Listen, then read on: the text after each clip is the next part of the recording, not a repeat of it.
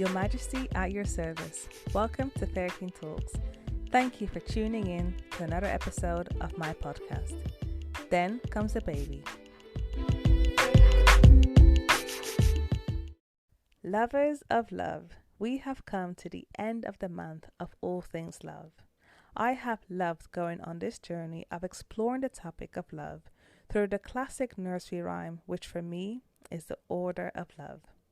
First comes love, then comes marriage, then comes a baby in a baby carriage. On today's episode, I'll be addressing the final line of the nursery rhyme about love. I'll be exploring the idea of romantic love and parenthood. I am new to this arena in life and I've jumped from no baby to becoming a mother of two in one pregnancy. It is my hope that after this episode, you will have a healthy balance between loving your children and your romantic partner. Before I delve into romantic love and parenthood, it is important for me to say that parenthood is not defined solely by biological ties you may have with a child. Being a parent to a child is complex.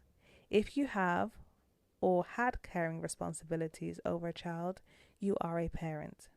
If you have been an integral part of a pregnancy journey, you are a parent. I say all this because once you've been on a pregnancy journey as the person carrying the child, have biological ties to the child, have caring responsibilities over the child that is being carried, you are a parent.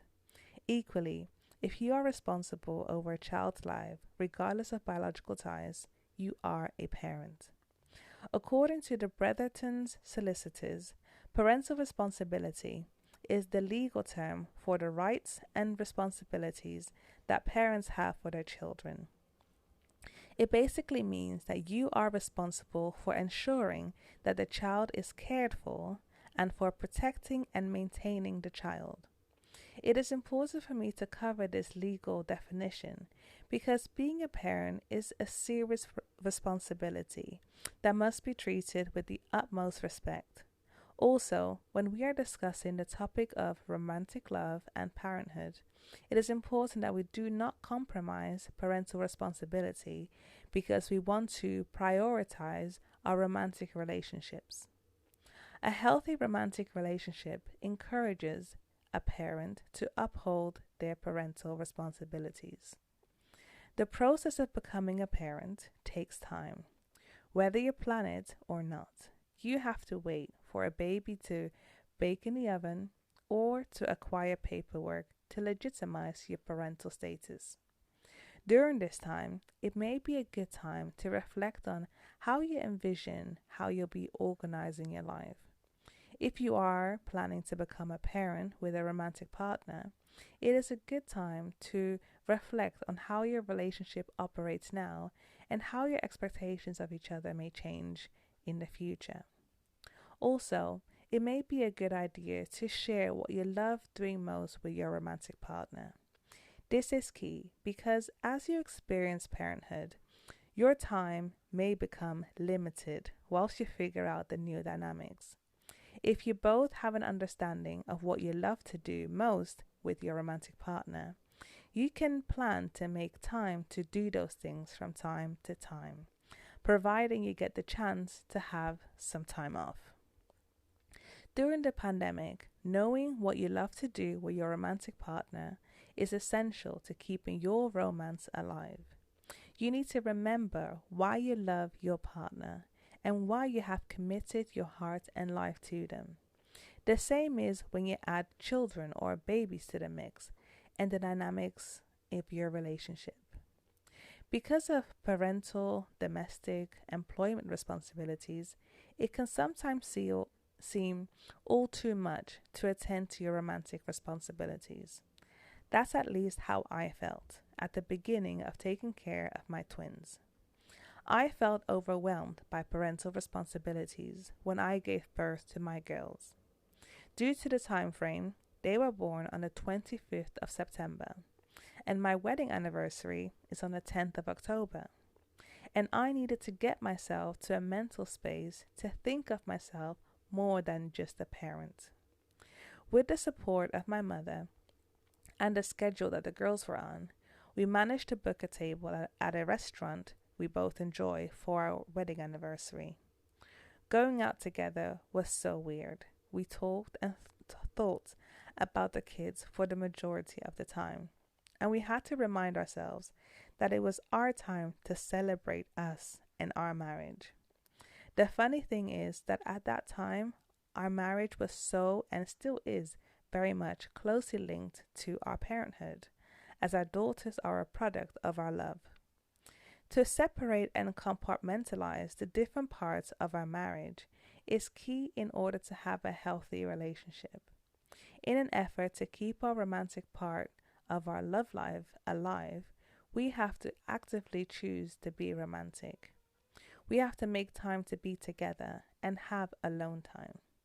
We have to set healthy expectations for each other and be very transparent with our feelings and wishes. The love you feel as a parent and the love you experience for your partner are not to be compared, as they serve different purposes. Neither should they be in competition with each other. Parental responsibility can impact the dynamics of your romantic relationship and at times overpower it. It is my wish that you strive to let your romantic partner know that they are loved by you in their love language.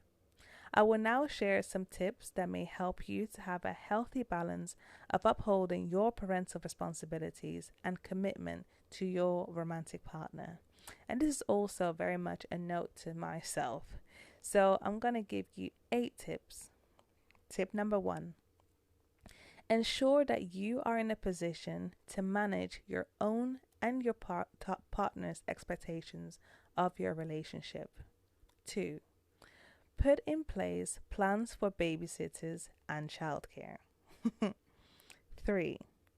Accept that you need time to settle into your role of being a parent before you can realistically set expectations for your romantic life as a parent. 4. Show your romantic partner you love them by your gestures, the manner in which you speak to them, and in your actions. 5. Get those kids in a routine that complements your lifestyle. 6. Accept help when it is offered. It takes a village to raise a child. 7. Remember the acronym TEAM. Together, everyone achieves more. You and your romantic partner should be a team and share your parental responsibilities. 8. Romantic expectations should be flexible and work around your parental responsibilities. Those are my tips. Children are a blessing and a great responsibility. A romantic partner who loves you must not interfere with your parental duties, and in fact encourage you and the children to be the best versions of themselves. In order for this to happen, all parties involved need to create an environment where everyone is valued, respected, and protected. I know it's hard out here during this pandemic to keep things together, but let's remember why we love our romantic partners and do everything in our power to keep the sparks alive. Being a parent will never end, and the desire to love and be loved is something most of us want and deserve.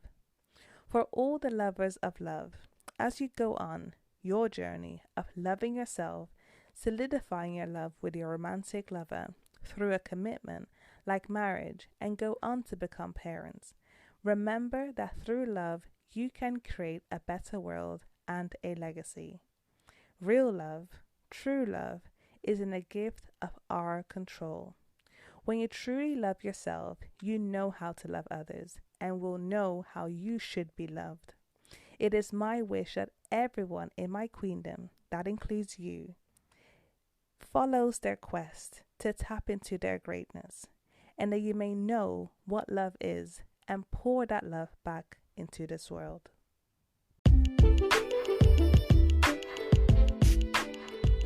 At the end of each episode, I address the queendom. Learn to differentiate different types of love in your life. Do not compromise parental responsibility in order to prioritize your romantic relationship. A healthy romantic relationship encourages parents to uphold their parental responsibilities. Make time for your romantic partner.